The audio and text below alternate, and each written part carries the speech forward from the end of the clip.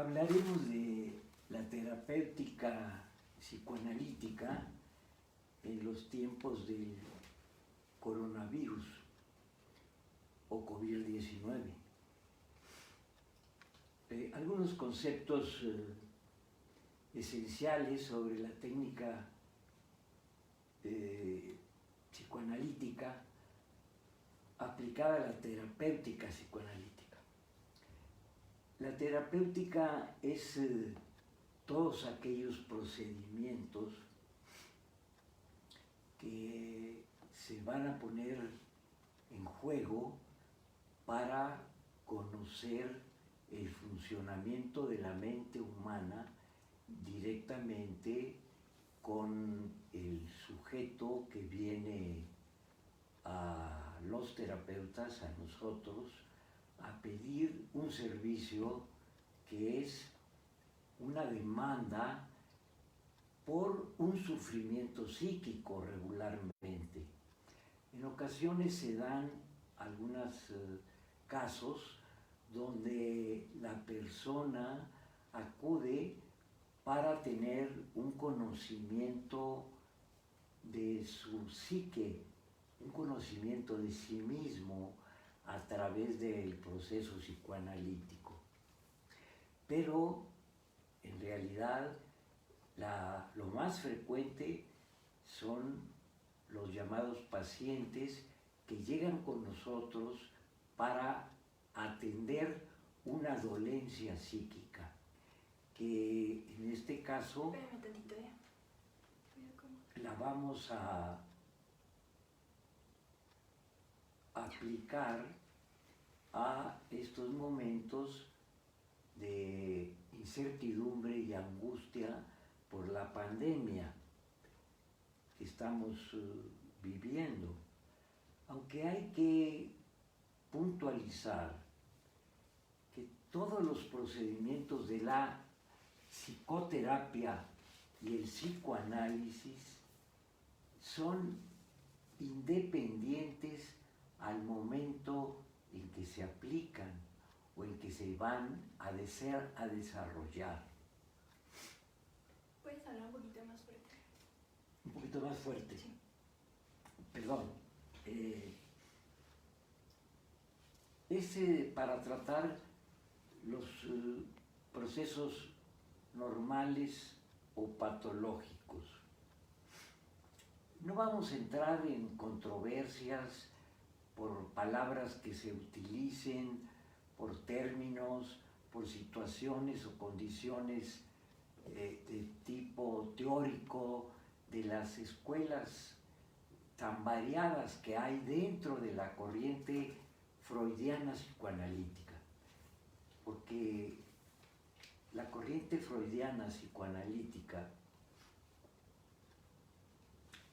tiene una serie de aportaciones durante estos 125, 120 y tantos años de estarse practicando, iniciado por Freud y hasta la actualidad. La terapia de la palabra, como sabemos, se ha aplicado en todos los tiempos y en todas las circunstancias. En algún momento se ha denominado la terapia moral, inmediatamente antes de que apareciera el psicoanálisis. Entonces es un viejo procedimiento que tuvo el cambio en el momento de la genialidad de Sigmund Freud al descubrir los mecanismos del inconsciente. Espera, te lo voy a subir, papá, espera. Que se... Te lo voy a subir. Si quieres ponlo acá para Sí. que Ahí está. que se manifiestan en el preconsciente y en la percepción conciencia. Lo que mencionábamos en otro momento, la percepción conciencia es la que nos permite darnos cuenta de todos esos mecanismos inconscientes que están actuando sin que nosotros participemos aparentemente o conscientemente.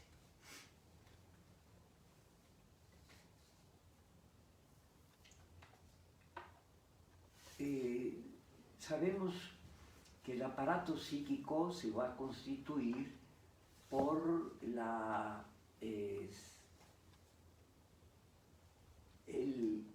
los aspectos congénitos del bebé en el contacto con el medio externo que van a propiciar que se vayan dando las estructuras psíquicas.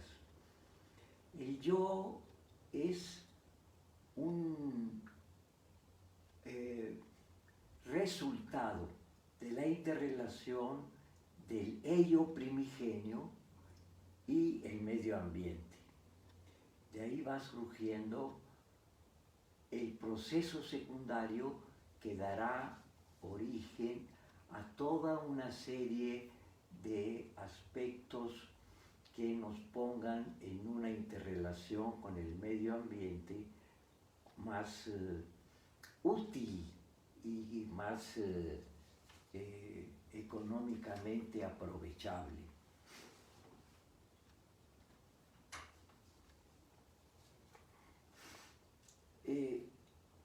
Encontramos que el aparato psíquico está constituido por este ello, yo y superyo.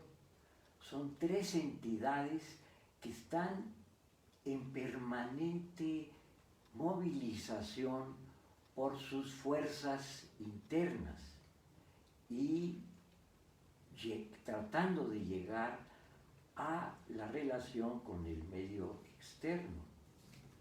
Esto no es en ningún momento aquello que se pensaba de un yo rector y armónico, donde todo funciona de una manera muy ordenada.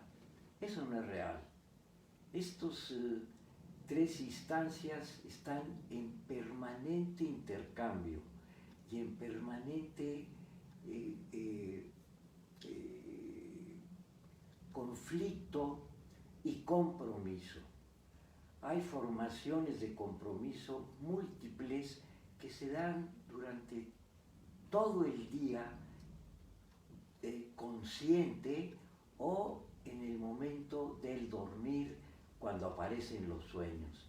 Los sueños son el ejemplo de cómo la psique está permanentemente en esa interacción, porque durante el sueño también tenemos la percepción de imágenes, sonidos, etc.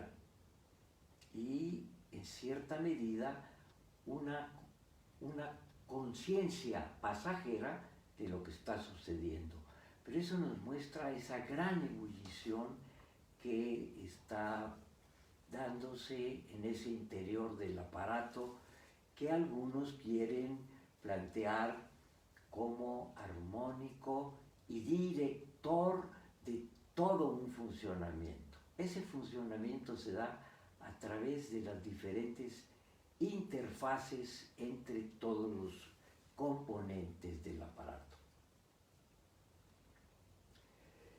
Este esfuerzo de sobrevivencia desde lo psíquico que da la posibilidad de la formación del cuerpo como una abstracción es propiciado por ese ambiente que algunos llaman el suficientemente bueno.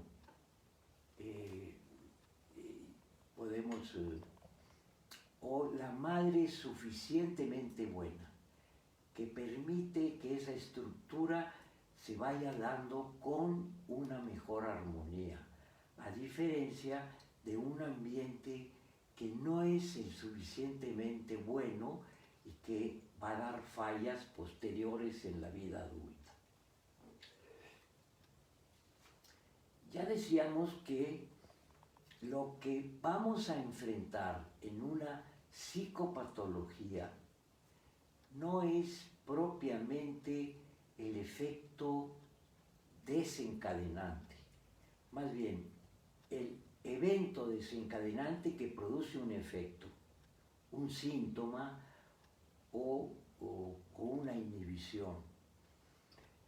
Porque atrás de eso siempre hay perturbaciones que están incubándose y esperando que haya una debilidad de la estructura de ese aparato psíquico. Algunos mencionan del yo. Perdón, para te lo voy a cambiar. Que surja. Para tantito.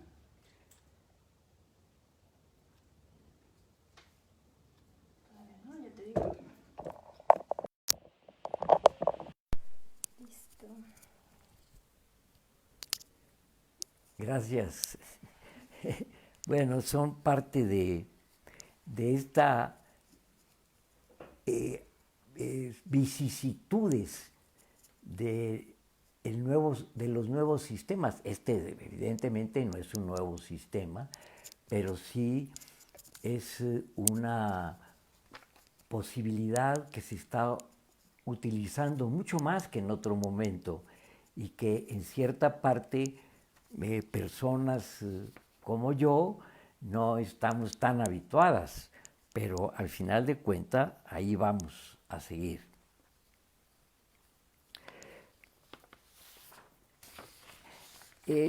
Vamos a darnos cuenta que solo en una neurosis traumática o en algunos momentos podemos reconocer factores desencadenantes, que es conveniente revisarlos, porque eso nos da una cierta idea de lo que hay atrás de esto.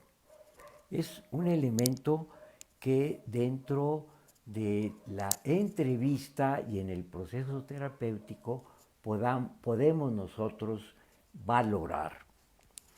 Voy a leer un párrafo del libro de la doctora Concepción Rabadán, Más allá de la terapia de juego, los fundadores, porque esto da una idea de cómo está conformada la mente humana en términos sintéticos y generales. Se puede decir que el síntoma, como el sueño y la fantasía, son un cumplimiento de deseos. Las fantasías se generan por una conjunción inconsciente entre vivencias y cosas oídas, con la tendencia a volver inasequible el recuerdo del que se generaron. Se analoga así síntoma, sueño, creación poética y juego. El sueño es cumplimiento de deseos reprimidos. En el síntoma, lo reprimido y lo represor se conjugan en un cumplimiento de deseos, y la fantasía en la creación poética y el juego cumple el deseo en el tiempo del autoerotismo. Esta es una sensación que me gustó mucho del libro de la doctora Rabadán. Ante este panorama teórico rapidísimo, encontramos al psicoterapeuta. ¿Quién y qué es un psicoanalista o un psicoterapeuta? Hay muchos teóricos del psicoanálisis que tienen muchas dificultades para ser claros en precisar aspectos de los que es muy importante muestren todos aquellos que estamos dedicados a esta profesión de la psicoterapia.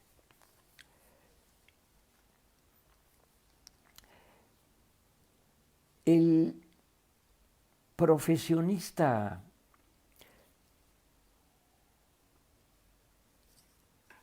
que se va a dedicar a la psicoterapia regularmente es un adulto joven, el que se va a dedicar.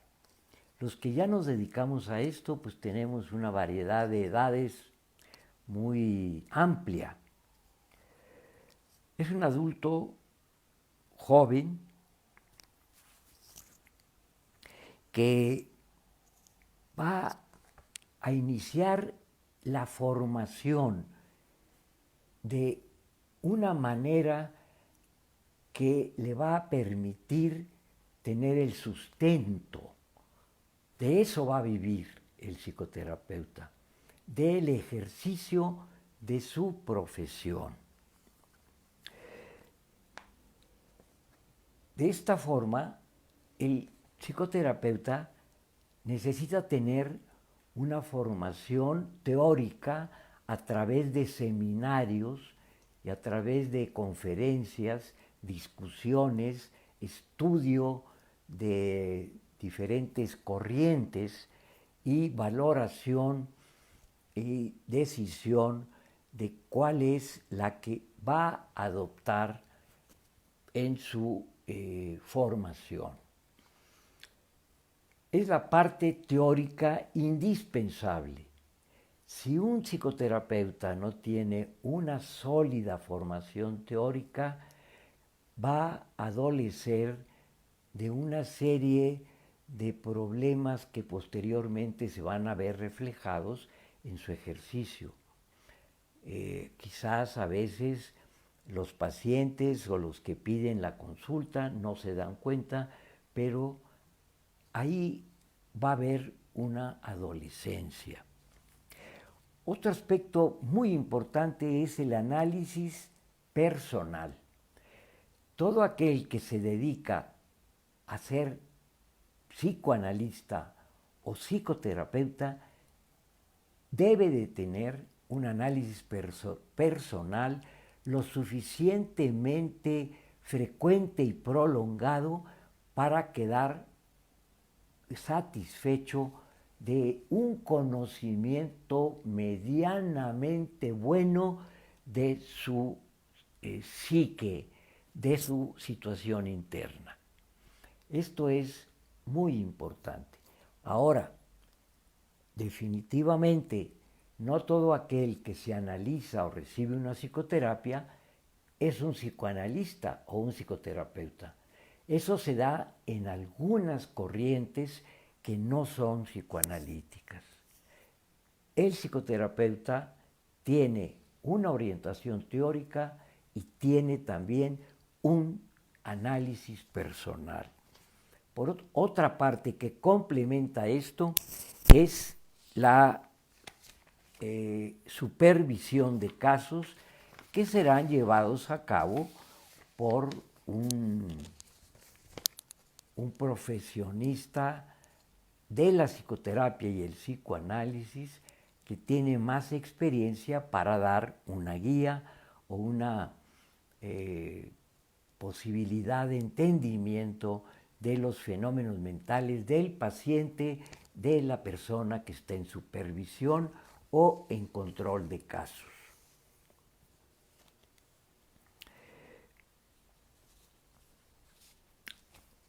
Tenemos entonces aquí los aspectos de la formación de la persona. Ahora viene cómo se va a aplicar esa formación que ha obtenido en su tiempo de estudio, análisis y supervisión. Es lo que vamos a llamar el marco de la cura.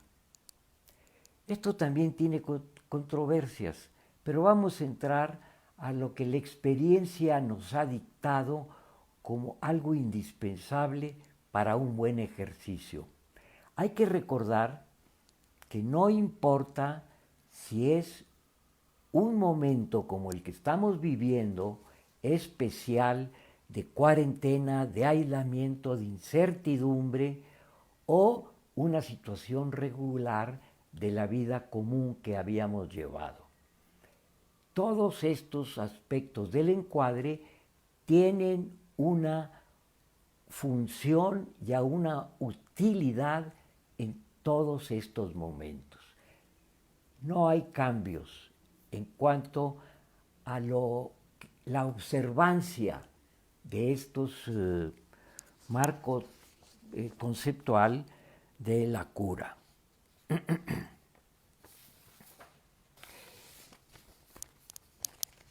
Seguramente ya hemos escuchado todo lo que les voy a decir. Lo primero que da la diferencia entre el psicoanálisis y una plática, una conversación regular, es la asociación libre.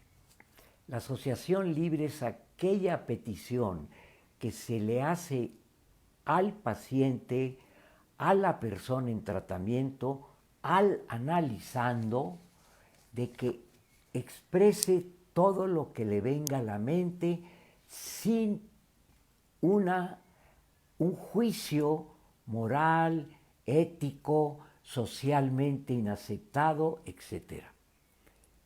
Es importante que exprese tal y como viene a la mente. Yo ponía acá regularmente no decimos todo lo que estamos pensando. Hay un adagio que dice, solo dice lo que piensa sin reflexión el niño, el loco y el borracho. Bueno, pues nosotros vamos a pedirle al analizando que exprese todo lo que venga a su mente sin un juicio moral o social. Desde luego que esto también vamos a considerar en su momento las resistencias que impiden que uno pueda expresarse con libertad de esa manera en un tratamiento psicoanalítico. La asociación libre es una práctica difícil de poner en juego, aunque se intente llevar a cabo.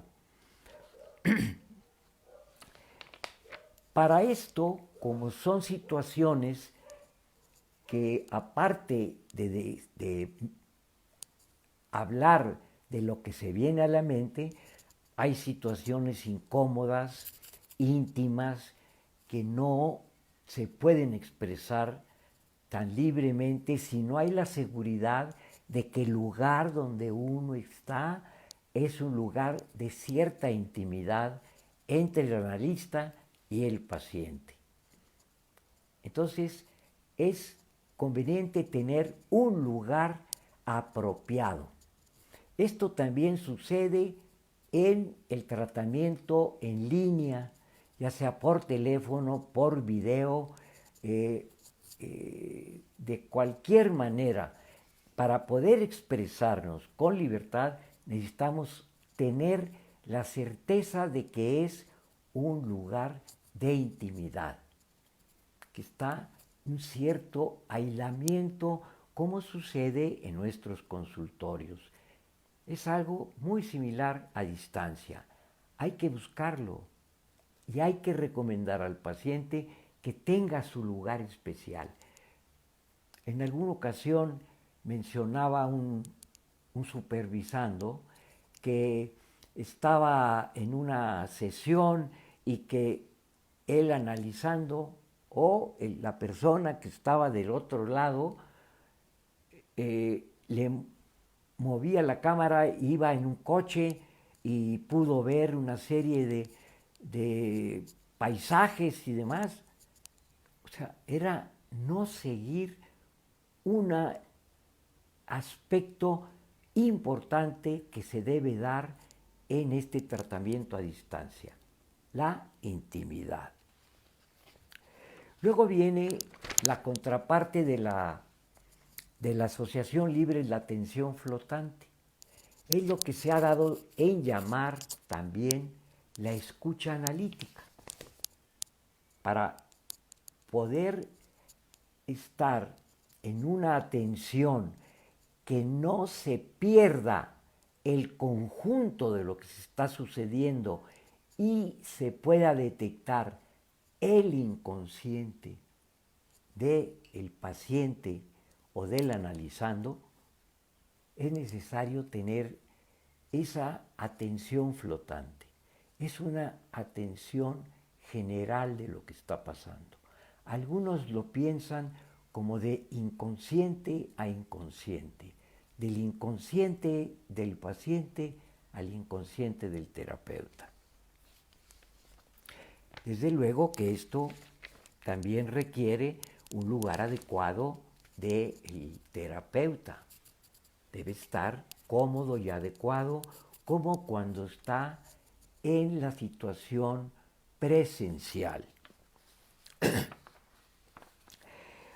Una parte que a veces se deja por ahí y que es tan importante porque involucra aspectos de ética y hasta de responsabilidad profesional, legal, jurídica, es la regla de abstinencia.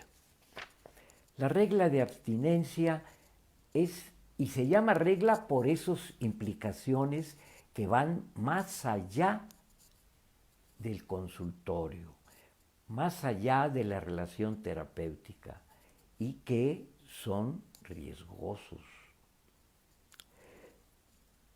La abstinencia es aquella actitud del terapeuta de no satisfacer los deseos del paciente y también aquella posición terapéutica de no aprovechar del paciente y satisfacer los deseos del terapeuta.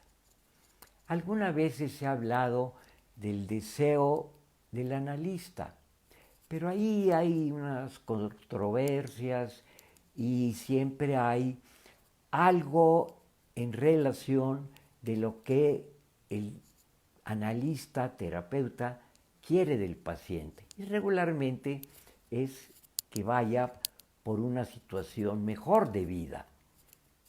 Pero esto de la abstinencia va más allá. Es no aprovecharse de lo que sabemos es la transferencia.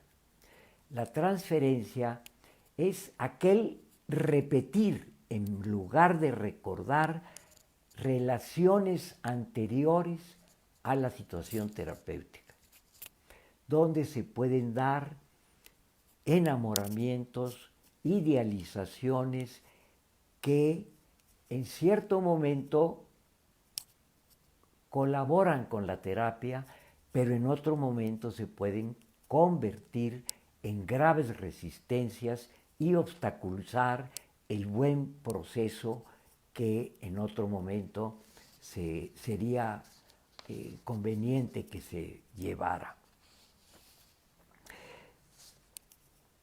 El terapeuta no es familiar del paciente, no es el padre, no es la madre, no es hermano, no es cónyuge.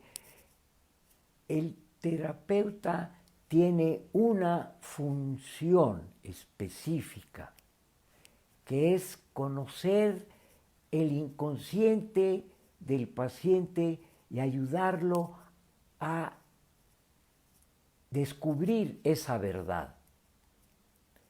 Lo demás que se da alrededor por la influencia de esa interrelación es un aspecto que hay que guardar con mucho cuidado desde el psicoanalista, desde el terapeuta. La transferencia y la contratransferencia son dos elementos que se están jugando permanentemente. Para que una contratransferencia sea, entre comillas, lo más adecuada posible, es necesario un análisis más completo, con mayor tiempo, etc. Cuando ese análisis no ha funcionado, la contratransferencia a veces es difícil de manejar, porque además es un movimiento inconsciente del terapeuta hacia lo que el paciente le está manifestando. Bueno, todo esto es aplicable definitivamente a la terapia a distancia. Tiene que haber estas condiciones y, desde luego, tener una regularidad de sesiones que se pacta desde el principio. Una sesión, 2, 3 a la semana, según sea el acuerdo y la condición entre paciente y terapeuta. El tiempo de las sesiones, lo recomendable por la experiencia son 45 a 60 minutos, 45, 50, 60 minutos. Esas terapias cortas o interrumpidas habrá que valorarlas y comentarlas con los terapeutas que así las practiquen. En realidad, o en mi realidad, una terapia entre más regular y donde haya menos incertidumbre de lo que va a pasar ahí, que ya es mucho desde la parte de los inconscientes de uno y de otro, es mejor. Es mejor saber y conocer lo que se va a estar dando. El que se tengan días y horas fijos permite al paciente la seguridad o la cierta seguridad de que si por algún momento falta, va a tener su sesión siguiente a la hora pactada. El pago de las sesiones es muy importante. Es algo que se tiene que hablar y pactar también desde el principio. Las sesiones o ausencias también se deben de pagar, porque es necesario que de alguna manera se tenga la seguridad de que hay esa continuidad. De ahí ya aparece todo el intercambio en las palabras, en las posibilidades, que nuevamente el terapeuta no es consejero, no es guía, no es un religioso. El terapeuta es aquel que va a estudiar junto con el analizando sus procesos inconscientes. Bueno, pues esto es lo que yo quería mostrarles, decirles algo. Hay mucho que decir, mucho que comentar sobre esto, pero pues vamos a complementarlo un poco a través de su participación. Gracias.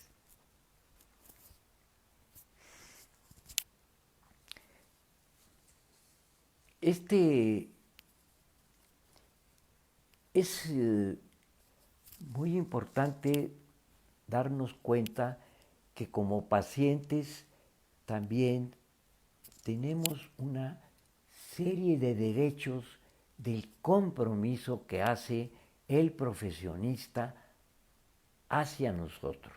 Nosotros como pacientes buscamos algo y vamos a hacer un pago, vamos a poner nuestro tiempo, nuestro intelecto, porque esperamos que el terapeuta, el analista, ponga toda esa parte y tenga un entrenamiento adecuado para el ejercicio de esta profesión, que es muy delicada, pero verdaderamente es fascinante. Bueno, a ver. Bueno, preguntan a Silvia Casco Carrasco que que entró después, que cuál es el nombre del ponente que nos acompaña. Bueno, yo soy Jaime Ayala Villarreal. Soy rector del Colegio Internacional de Educación Superior.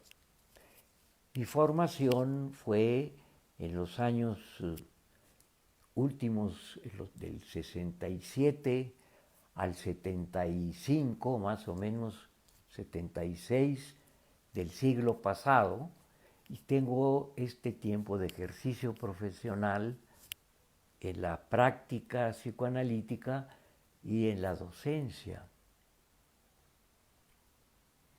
Pregunta Concepción Rabadán. Doctora Ayala, ¿hay diferencia en la terapia psicoanalítica ahora en tiempo de crisis? Los elementos indispensables que mencionábamos para iniciar o continuar una terapia psicoanalítica es la asociación libre, la atención flotante. Estos en todo momento se van a dar. Al paciente no se le obliga a que hable de tal o cual aspecto que le interesan al analista, sino es algo espontáneo que va a poder manifestar. Entonces, en ese aspecto, tanto en una situación de crisis como en una situación de relativa calma, va a ser los mismos procedimientos, recordando que siempre el efecto desencadenante tiene atrás algo más que lo hizo que apareciera el síntoma. Comenta Isaac Rojas. Doctor, ¿cuándo sabe que un terapeuta ha completado su formación? Bueno, esa es una pregunta difícil, más bien controvertida. Desde luego que nos dicen que el inconsciente, o sabemos que el inconsciente no tiene tiempo, no tiene contradicciones, el inconsciente no hay negación, etc. Y a veces lo colocan como un modelo para tomar en cuenta el entrenamiento de una persona, o entrenamiento o formación. No, hay tiempos. Por ejemplo, en la Internacional Psicoanalítica marcan 4 años de seminarios y más o menos el mismo tiempo de análisis y de supervisión. Esto se ha ido acortando y ahorita es menos el tiempo. En el Colegio Internacional de Educación Superior tenemos una maestría de 3 años con un número determinado de horas a la semana de análisis, de supervisión y de seminarios. Hay tiempos.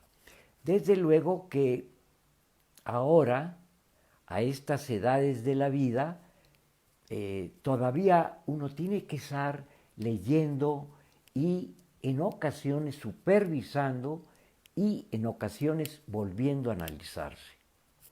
Eso depende de cuál es la necesidad, el deseo de cada uno de nosotros por estar mejorando en la vida diaria y también en el ejercicio profesional.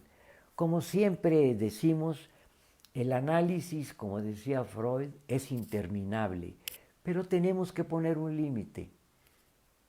La formación, el conocimiento se puede seguir obteniendo todo el tiempo, pero también hay un límite, que es este que decimos, 3 años de formación, 3 años de supervisión, 3 o 4 años de análisis. Eso es regularmente. Y bueno, en buena medida es también la condición en la que uno se sienta para el ejercicio. Comenta Eva Cuelu, ¿podríamos tener un tema de las sesiones virtuales y también del pago de sesiones en línea, la importancia del encuadre en este tipo de modalidades? Bueno, lo que mencionaba, el encuadre protege al terapeuta porque le da un marco de referencia y protege también al paciente.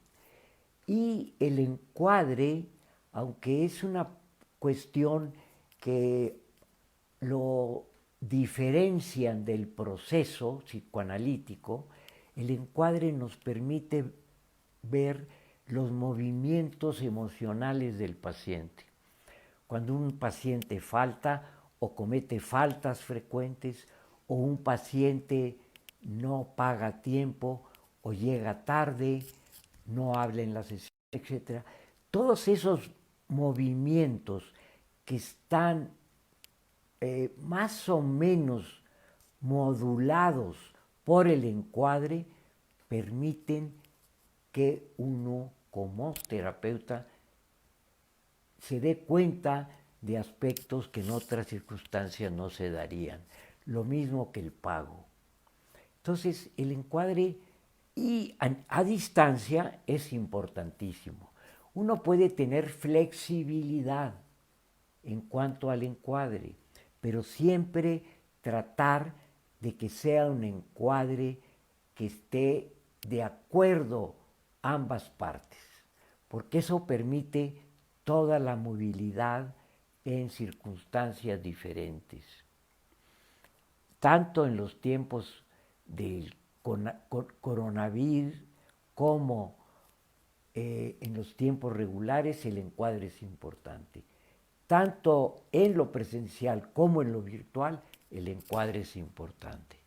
El que nosotros ahora comencemos a una hora y terminemos a otra, nos permite hacer una serie de movimientos internos con mayor flexibilidad. La estructura permite la flexibilidad. Pregunta Omar Savi, ¿qué tan relevante sería que como analista se tenga el mismo en serio de consultorio a mostrar en video al analizando? Escenario de consultorio. No, el escenario que ponemos en el momento presencial como en el momento virtual o a distancia, pues debe ser más que todo que dé seguridad y tranquilidad, tanto al analista como el analizando. Que el analizando tenga la seguridad de que solo el analista está escuchando su comunicación. Y a la inversa, el analista tener la confianza y para tener la soltura en cuanto a ese intercambio que se va a establecer. El encuadre es esencial. Comenta Miguel Ángel Martínez, ¿cuál sería su opinión de llevar las sesiones solo por teléfono? El teléfono es un buen medio. Antes de que tuviéramos este acceso tan fácil a lo visual, el teléfono ha sido el medio por el que nos hemos comunicado con personas fuera del país. Es un medio muy útil y tiene las mismas características el encuadre. O sea, si no variamos el encuadre, teniendo flexibilidad en esto, pero si no lo variamos, esto nos va a dar mucho más tranquilidad y un ejercicio más agradable de la profesión. Despégate las manos. Dice, enamorada de la vida. Hola, ¿qué características debe cumplir un buen terapeuta? De antemano, gracias. Bueno, ya lo mencionamos. Yo creo que somos personas comunes y corrientes, pero tenemos que tener una cierta inclinación por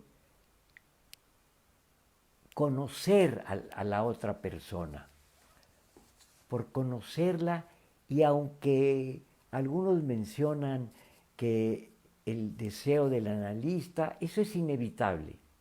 Conocerla y pues ayudarla. Esas serían las características. Y lo otro son todos los agregados que al final de cuentas le dan la posibilidad de tener el bagaje suficiente para el ejercicio profesional. Entonces, pues esa es la característica que debemos tener. Digo, todo lo demás de ser buenas personas, eso qué quiere decir, etcétera. Pero en términos generales, lo que sabemos de eso, una persona que está tratando de ver qué pasa con la otra persona para ayudarla a que mejore su situación. Eso es casi inevitable. Decía Freud en un momento que el analista debería ser como el cirujano, que no hubiera sentimientos a flor de piel que le impidieran la función, como el cirujano que va a operar. Esto tiene unos ciertos aspectos donde uno no puede comprometer sus aspectos personales con el paciente, porque eso ya dificulta mucho la posibilidad de escuchar lo que verdaderamente el paciente nos está comunicando. Dice Katy Pineda, doctora Ayala, ¿qué diferencia hay en terapéutica y psicoanálisis? Bueno, no sé propiamente, porque terapéuticas es todos aquellos elementos que se van a utilizar para poner en práctica un ejercicio. Puede ser psicoanalítico, puede ser de otro tipo, puede ser psicomotriz, etc. Ahora, el psicoanálisis pues tiene estos tres aspectos que mencionaba Freud: un método clínico para tratamiento de las afecciones emocionales, un método de investigación y un montante teórico que sustenta estas dos primeras partes. Eso sería. Pregunta Rosy Mendoza, ¿cómo manejar los pagos de la sesión con los padres de adolescentes ante esta situación? Bueno, ahí está simplemente hacer el pacto de que va a haber un pago, y que el que sea una sesión a través del medio electrónico o presencial es el tiempo del terapeuta y el tiempo del paciente los que están ahí en juego. Entonces eso no cambia, pero eso es más bien los pactos que algunas personas, algunos analistas de alguna corriente decían que era a nivel de proceso secundario, y era como un contrato, le llamaban contrato terapéutico. Pues esto puede ser. La cuestión es aclarar muy minuciosamente, si es posible, cómo se van a hacer los pagos, cuánto va a ser el costo de la sesión, si va a haber pago en tiempo de vacaciones, en tiempo de ausencias del paciente o analizando, o qué va a pasar con las ausencias del terapeuta. Todo movimiento que haga el terapeuta durante el proceso terapéutico va a tener repercusión en el paciente. Eso es muy importante. Este es comentario. Samantha Iglesias dice, agradeciendo la importancia de lo expuesto, con el recordar así como al analizando el mismo psicoterapeuta mediante los lineamientos de la misma terapia. Gracias, doctora Ayala. Gracias a ustedes por haberme escuchado. Yo pienso que en estos tiempos es conveniente tener un diálogo y tener una manera de intercambio. Vamos a tratar, avisaremos con tiempo, el que podamos tener alguna otra conversación relacionada con los aspectos psicoanalíticos freudianos. Muchas gracias. Pregunta Vianey Aguilera. Doctor, buenas tardes. ¿Cuál sería la estrategia para el tratamiento con niños a distancia? Bueno, el tratamiento con niños a distancia no es algo que yo maneje, porque en la actualidad no veo niños. Yo vi niños hace muchos años y ahora no tengo esa experiencia en el momento como la tengo con adolescentes y adultos.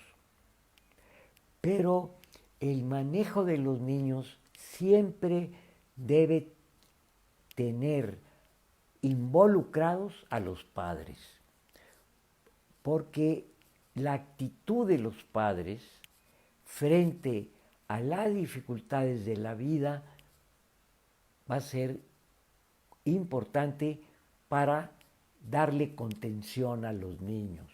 En ese caso, un buen tratamiento terapéutico, psicoterapéutico, psicoanalítico a los padres ayudaría mucho a llevar un tratamiento en su momento presencial con los niños. Ahora no sé, quizás algún terapeuta de niños nos pudiera decir en su momento si hace tratamientos a distancia. Eso realmente no lo sé. Pregunta Canek para psicólogo. ¿Qué tal confiable es la terapia psicoanalista en video, llamada o por WhatsApp? Saludos cordiales. No, yo creo que es confiable, es totalmente confiable. Con los encuadre que planteamos. El terapeuta, el analista, tiene características que ya dijimos. La atención flotante y la no involucrar sus conflictos con el paciente. La abstinencia, mucho menos involucrar aspectos psicopáticos con el paciente. En ese sentido es confiable, porque el medio, si el paciente lo tiene en un lugar adecuado y el terapeuta está en un lugar adecuado, se puede llevar con éxito y con un buen desarrollo. Pregunta Lucar Graca. ¿El tratamiento psicoanalítico es de por vida? ¿En qué momento se puede terminar y de qué depende? Bueno, es una pregunta interesante y de mucha controversia.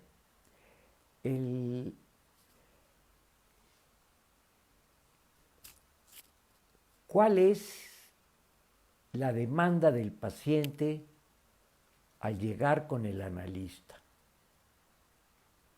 Desde luego que siempre hay algo consciente que se pide y algo inconsciente que se va a descubrir. En determinado momento llegan situaciones donde se cumple algo de lo que se esperaba de uno y otro lado. Eso depende de qué es lo que piense el analista y el analizando. Es un acuerdo. Ahora, ¿es de por vida? Eso no es propiamente. Que el análisis es interminable, porque las experiencias de la vida están permanentemente llegando y cambiando nuestra psique, y se puede estar analizando todo el tiempo. Eso no sé qué tan saludable es, no lo sé. Tiene un final, debe tenerlo. ¿Es completo el análisis? Nunca es completo el análisis, independientemente de lo que digan algunas corrientes teóricas que así lo preconizan. Que si hay un final de análisis, lo hay, y lo hay por acuerdo. Pues yo creo que es la última pregunta. Bueno, pues vamos a tratar de hacer una respuesta un poco más ágil. Pregunta Susana Jefe. Doctor, buenas tardes. ¿Qué considera que esta situación obligada por el coronavirus está evidenciando respecto a algunas creencias rígidas sobre la técnica psicoanalítica? Bueno, ya lo dijo Susana, es creencias rígidas. Cuando uno habla de creencias, ya está entrando en un campo de la religiosidad, y ahí ya está entrando en un campo del dogma, y eso pues se sale de lo que estamos hablando, del psicoanálisis y la flexibilidad que debe tener el analista para con el paciente. O sea, todo esto que a veces es rígido, que parece inamovible, no lo es. Tiene que estar de acuerdo a la persona. Siempre es la persona más que cualquier otra cosa. Nunca se va a dar prioridad al proceso que a la persona, porque esa es la que está en juego. Entonces ahí pues yo no, en la rigidez no entraría, ¿no? Esta no sé si ya se contestó, pero Yanni Martínez dice, ¿cuál es la manera correcta en la que tenemos que hablar con el paciente sobre el pago? Sobre el pago. La manera correcta es muy directa. Se mencionaba, y vamos a mencionar a Freud, decía Freud que hablar de dinero y hablar de sexualidad o de excrementos es muy difícil para algunos pacientes. Es como si todo esto estuviera tabú. De eso no se habla. Entonces uno tiene que hablar directamente así. El cobro es tanto, se paga tal día, se paga en tanto tiempo, etcétera, con toda libertad. Dice Lux Lara, en tiempos de coronavirus hay que esperar a que el paciente solicite la modificación del encuadre, o es el terapeuta quien debe solicitarlo primero. No sé qué es esto de la modificación, porque la modificación lo dio el medio externo. Nos impusieron no salir. Entonces ya está impuesto algo. No es cuestión de tener uno que plantearlo. Es como cuando no estaba el coronavirus y había que llegar al despacho del psicoanalista. Pues había que llegar. O a tal hora había que hacer una llamada por teléfono. Así es. O sea, esto no son cuestiones establecidas. Esto no se dan por un hecho. Si alguno de los dos no puede llevarlo a cabo, pues no se hace esto. Es un acuerdo, y un acuerdo tácito en cierto aspecto. Última pregunta. Vamos a hacer la última pregunta, vamos a llevarla. Antoine Garce pregunta, en la crisis actual del coronavirus, ante la demanda de escucha por vía redes virtual, ¿el psicoterapeuta logrará realizar su función específica? ¿El psicoanalizando qué? ¿El psicoterapeuta logrará realizar su función específica?